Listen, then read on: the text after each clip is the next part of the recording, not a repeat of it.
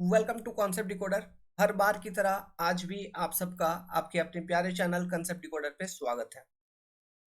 आज मैं बड़ा ही एक दुखद सा न्यूज़ लेके आया हूँ। देखिए, कुछ समय पहले ऐसा हुआ था कि THDCIL जो है एक PSU है, पब्लिक सेक्टर है। इन्होंने अपनी एक वैकेंसी निकाली थी for post of junior engineer trainee. अब इन्होंने इस वैकेंसी को कैंसिल कर दिया है।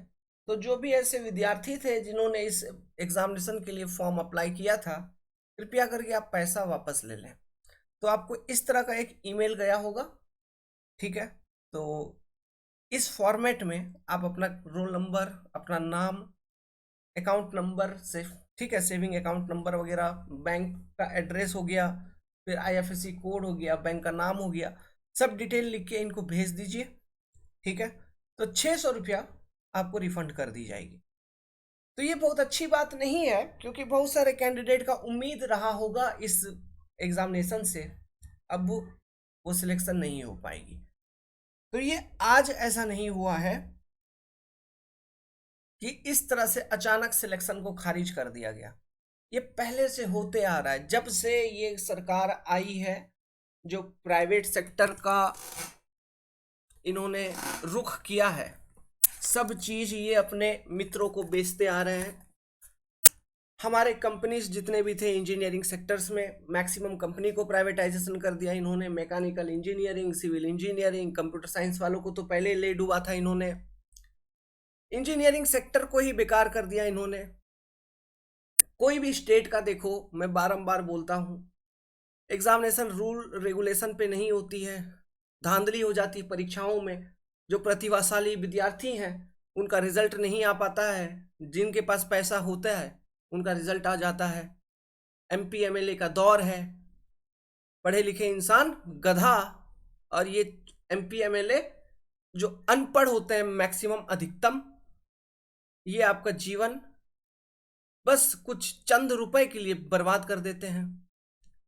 ये 4 दिन की जिंदगी में आदमी का क्या विचार रहता है कि हमको अच्छा नौकरी मिल जाए, कहीं एक स्टेबिलिटी मिल जाए, कमाए खाए, अपना जीवन गुजार दें, जीवन व्यापम हो जाए।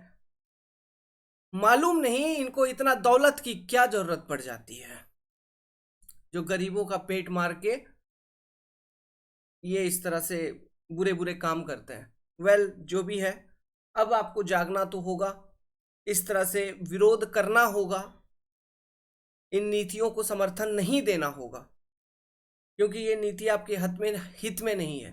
मान लीजिए प्राइवेट सेक्टर भी होगा, तो प्राइवेट सेक्टर में भी आपको कहाँ नौकरी मिल रही है, ये तो बताइए। कहाँ आप काम कर रहे हो? Where are you working now?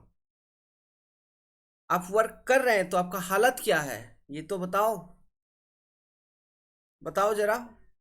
सो उनके ऊपर भी रूल रेगुलेशन कुछ भी नहीं है, वो अपना मनमानी करते हैं प्राइवेट सेक्टर वाले।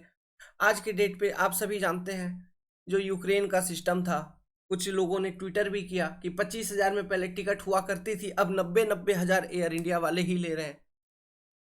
तो कैसे कोई हवाई चप्पल पहनने वाला एरोप्लेन में बैठ जाएगा?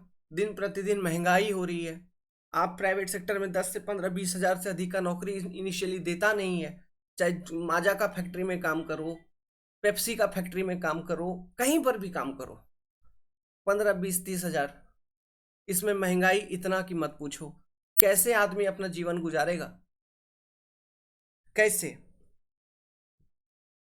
अभी कुछ ही समय पहले की बात है, रेलवे से इंजीनियरिंग की वैकेंसी को खारिज करने के कारण हम लोग सब एकजुट आए थे, एक साथ आए थे। बट उसका कुछ ज़्यादा असर नहीं हुआ इस सरकार के ऊपर। न्यूज़ में, मीडिया में इधर उधर खबरें तो फैली, लेकिन उन खबरों से कुछ नहीं होगा, ना होता है।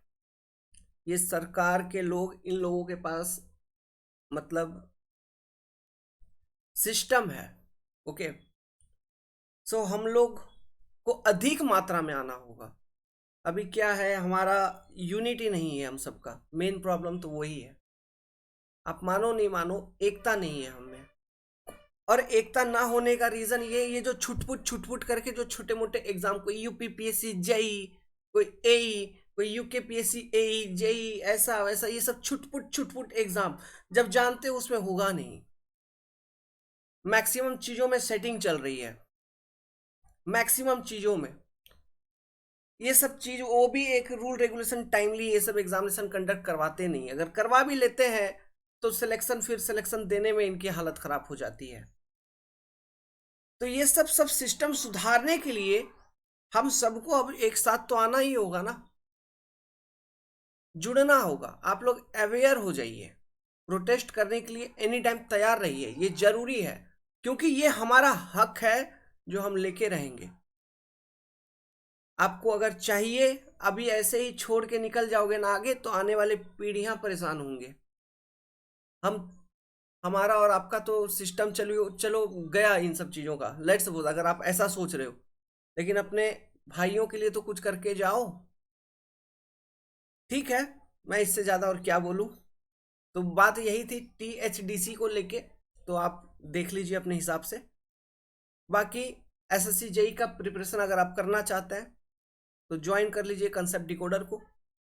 एग्जामिनेशन में सिलेक्शन होने की गारंटी हम लेते हैं, अगर उस हिसाब से आप मेहनत करेंगे तो जो मेहनत आपको बताई जाएगी तब, नहीं तो नहीं।